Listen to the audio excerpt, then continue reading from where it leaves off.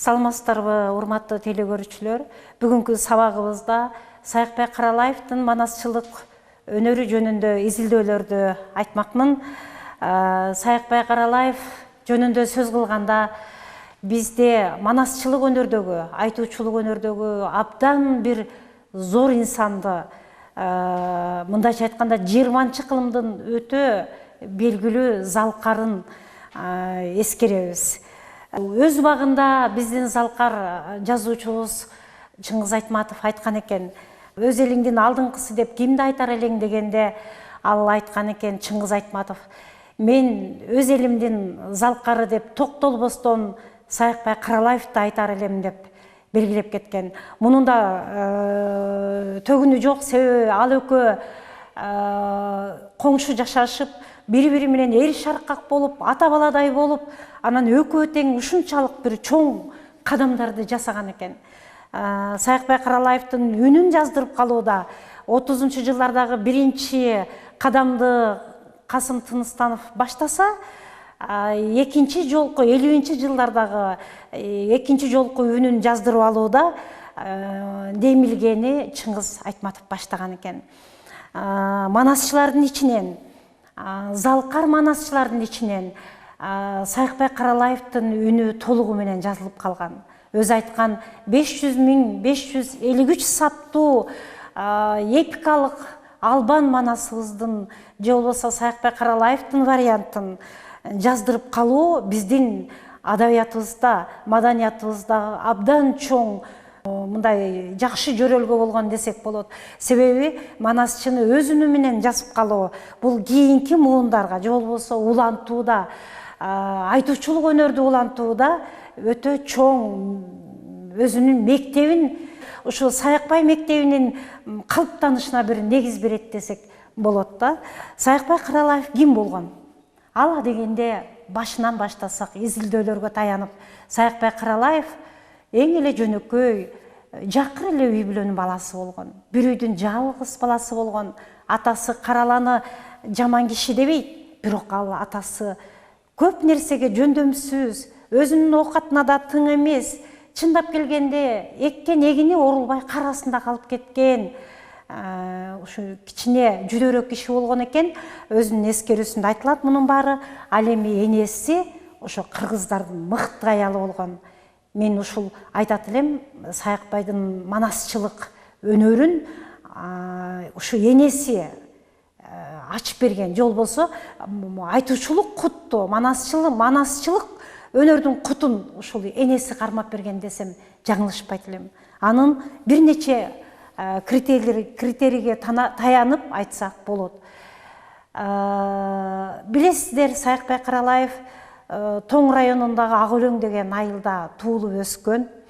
Түпкү теги бул Кыдыр акенин туугандары болгон, жакын туугандары. Кыдыр аке ошол Тоң жактан саяктар бүт көлдү ээлеп кетти деп, анан бир нече туугандарын бөлгөн экен. Көлдүн башын ээлегиле деп.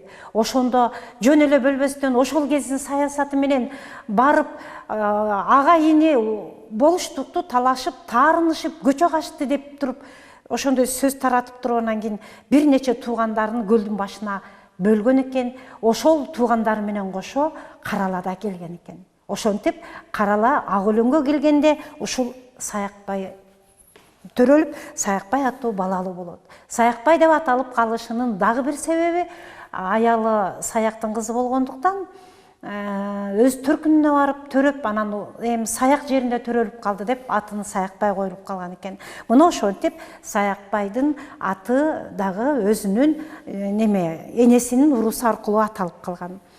Энеси абдан мындай аял затындагы көп жакшы асыл сапаттар болгон экен. Тазалыгы, тамак ашты жасай билгендиги, элдин күтүмү абдан таза, жакшы болгондуктан ошол өздөрү жашаган Ак Өлөңдөгү Сары Калпак уруусу катарынан шерне жешет экен. Мына ошо шерне жеген сайын Караланын аялынын күтүмү жакшы, тазалыгы жакшы деп сойло турган козусун, иче турган бозосун жеткирип берип турчу экен, кимдин кезеги келсе. Анан ошондо дайыма Караланын үйүндө шерне жешчү экен. Мына ошо Караланын үйүндө шерне жешип отурганда дайыма чойке манасчы чакырылып манас угушчу экен. Саякбай кичинекей кезинде 5-6 жашынан мындайча айтканда манасты өтө эрте уга баштагандыктан, болгондо дагы чойкедей залкар манасчыдан күнүгө өз үйүндө уга баштагандыктан, мунун жан дүйнөсүнө манастын баардык окуялары эрте кирет. Ошондуктан ал жан дүйнөсүнө эрте киргендиктен анда манастын баардык окуялары жатка боло баштайт. Дагы изилдөөлөргө караганда, эгерде 5-6 жашынан жомокту окуса, ар кандай легенда уламыштарды окуса, ар кандай болмуш санжыраны окуса, ошол баланын көркөм дүйнөсү эрте ачылып, көрөңгөлүү инсан болору белгилүү. Мына ошондуктан 5-6 жашында манас айткан балдардын көпчүлүгү үйүндө жомок уккан, манас уккан, элдик ырларды уккан, же болбосо уламыш санжыраларды көңүлүнө кыттай коюп уккан жана калыптанган балдар эрте өнүккөн. Саякбай Каралаев мына ошондой 5-6 жашынан чойкенин манасын угуп чоңойгон бала экен. Дагы бир окуя, манасчылык өнөрдүн дарыгерлик жагы бар, буну көпчүлүк ишене да бербейт. Бул эми манасчылык өнөрдө гана айтылуучу нерсе. Саякбай ушу 6 жаш кезинде атасы Карала Кошкордон туз ташып бир оокат кылсам деген ой менен бир тууганын барып төөсүн сурайт. Тузду артып келүүгө.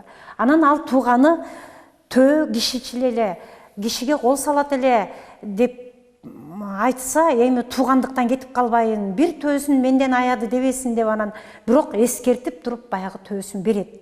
Анан төөгө туз артып келатканда кичинекей Саякбайды жанына жетелеп алган экен. Бир мезгилде эле төө дейт, Саякбайдын чапанынан, желкесинен тиштеп эле жерге монтуп ура баштады дейт. Коркуп кеткен Карала жерден бир ташты ала коюп эле төөнүн башына бир коет экен. Таш төөнүн нак ошол төөсүнө тийип, талуу жерине тийгенби күп өтүп эле төө кулап жыгылат экен. Саякбайды жерден алып эле чоочуп коркуп калган бала титиреп калыптыр дейт. Анан баланы эптеп жүрөгүн көтөрүп антиментип анан баланы ажыратып калганына сүйүнөт, баласы аман калганына сүйүнөт, төө өлүп калат. Арык төөнүн эти да арык экен дейт. Эми эптеп арык төөнүн этин дейт туугандары мындай чачып бөлүштүрүп алып анан Караланы карыздан куткарган экен. Саякбай ушу 6 жашынан баштап элирме ооруга жолугат.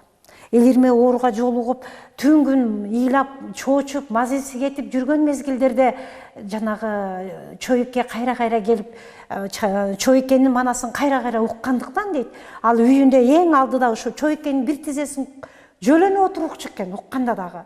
Себеби көнүп кеткен агачы ата баладай болуп.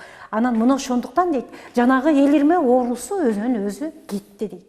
Анан аябай сүйүнүп, балабыздын илдети кетти. Ушу манас уккандан бери балабыздын илдети жоголду дешип, абдан сүйүнүп, анан чойкени кадырлап, сыйлап, урматтап калышат дейт. Анан бир күн эле дейт, кадимкидей чойке келет экен. Анан келип эле аттан түшүп, анан түштөнөт экен. Түштөнгөндө кайра эле бир жака барат элек деп аттанып, жанындагы кишилер менен аттанып кеткенде бая адатынча эмне үчүн биздин үйгө отуруп же конуп калбады дегендейби, Саякбай дейт ошо жайдын күнү экен, жыңайлак ойноп жүргөн жеринен эле чойкенин артынан эле айтпай эле ээрчип кете берет. Аттар узап дейт, семиз аттардын басыгы жакшы, жүрүшү жакшы дейт. Бир калыпта кете беришти дейт, артын эч карабайт. Артында аябай чаң болгон Саякбай ээрчип келе берет. Бир мезгилде дейт, анан бая жете турган жерине аз калганда аттардан түшүп, чаң чуңубузду жуунуп, анан түстөнүп алып кирели деп аттан түшсө эле артында көзүнө чейин чаң болгон Саякбай турат дейт. Анан кийин эле, ай балам, ой Саякбай сен кайдан жүрөсүң деп эле чочуп кетти дейт. Дегенде мен да барам дегенде айтат дейт Саякбай. Анан атаң өрө эми эмне кылабыз? Күн да кечтеп кетти. Кайра артыңа кайт десе, жаш баланы көңүлү түтпөй, артына кайтканда караңгыда калабы? Жолдон ит талап кетеби? Эмне болот деп анан кийин эми эмне кылам сени деп ары бери карап анан кийин жандагылар менен кеңешип, анан Саякбайдын дагы чаң болгон бет башын жууп, бутун жууп анан кийин атына алдына өңөрүп алып анан эми болбостур, эми мен сени эми ата энең издеп мазеси кетер, эми кайтканда апарып берейин, айла жок деп анан кийин ээрчитип барат экен. Алар келген үй дейт, Шабдан Баатыр күтүлүп жаткан үй экен дейт. Эки боз үй тигилип, бир боз үйгө Шабдан Баатыр отура турган, жалаң кыргыздын жакшылары отура турган үй экен дейт. Бир боз үйгө дейт, ушунчалык өнөрпоздорду отургузуп коюптур дейт өзүнчө. Анан ушул жанаша тигилген боз үйгө жеткенде ушунчалык чойке кадырлуу экен дейт. Аттан колтуктап түшүрүшүп, үйгө чейин жөн эле эки колтугунан эки киши кармап, анан үйгө боз үйгө алып кирип кетишти дейт. Кирип баратканда чойке алдагы караланын баласына көз салып тургулачы, бирөө какыс кокус кылып уруп койбосун, мени ээрчип баса бериптир деп анан баланы эшикке коюп, баягылар менен үйгө кирип кетти дейт. Эки көзү дасторкондогу дүйүм тамактардан өтөт экен, өзү кийин эскерүүсүндө айтат да Саякбай ата. Андан кийин эптеп үйгө кирүүнүн жолун кылат. Бир-эки жолу ынтылып кирем дегенде, бул аяктагы кара шыйрак эле деп колунан тартып киргизбей коет.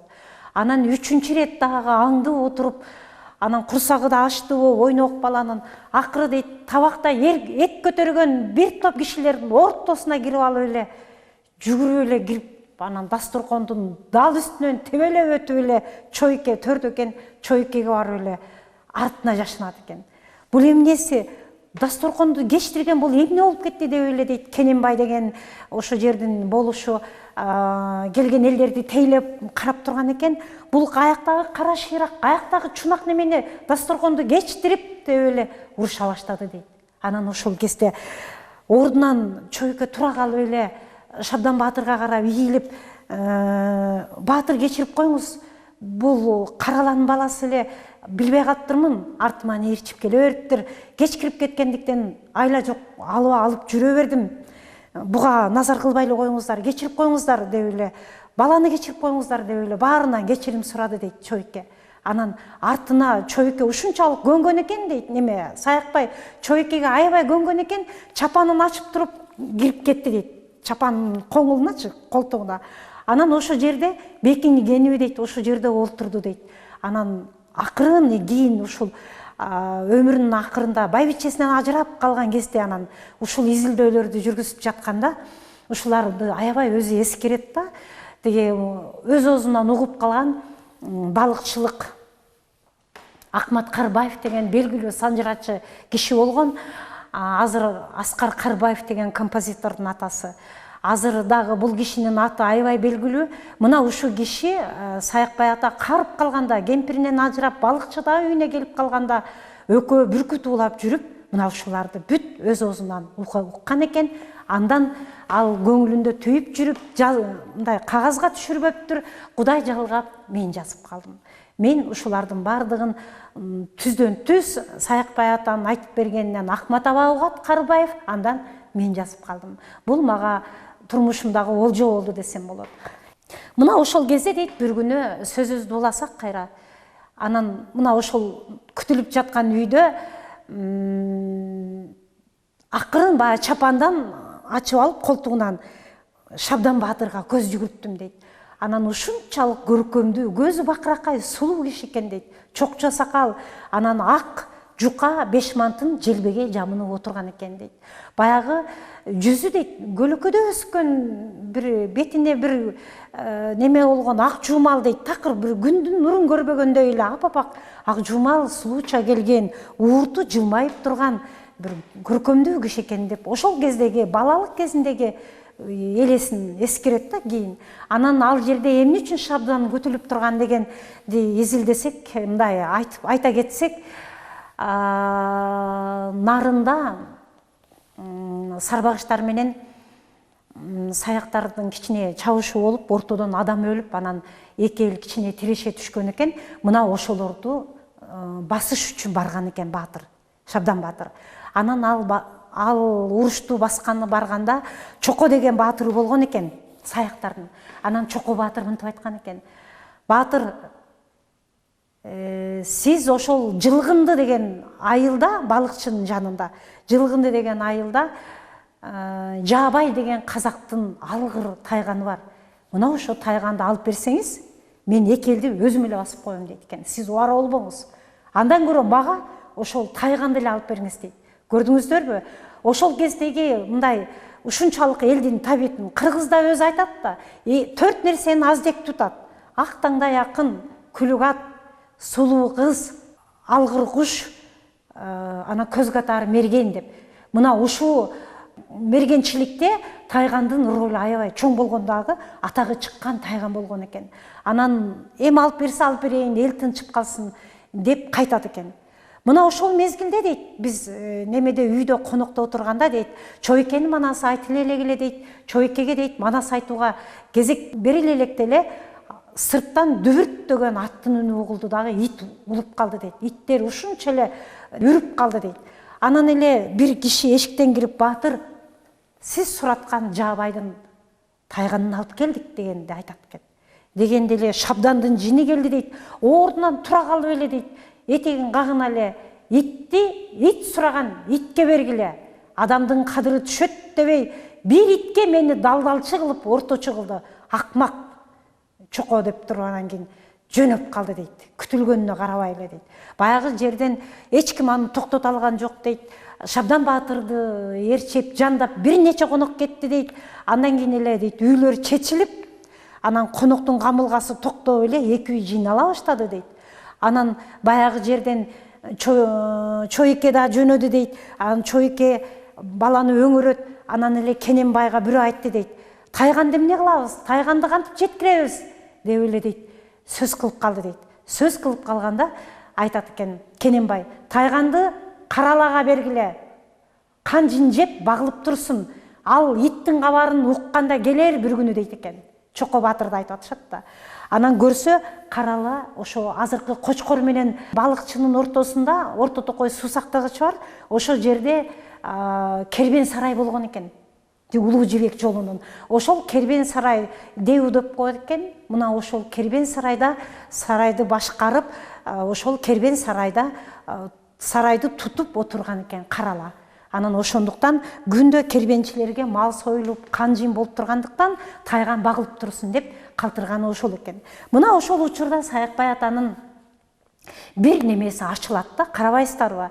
Саякбай ата менимче ушул 10-дун аралыгыга баягы тайганды дейт өзү таптап үйрөтүп, анан ошол кезде жейрендер аябай көп болчу экен. Ошол Деунун тегерегинде баягы жейрендерге салып, алдыртып ойночу экен. Анан тегерегиндеги балдардын баары ээрчип алчу экен. Мага да берчи, мен да бир салдырып көрөйүнчү.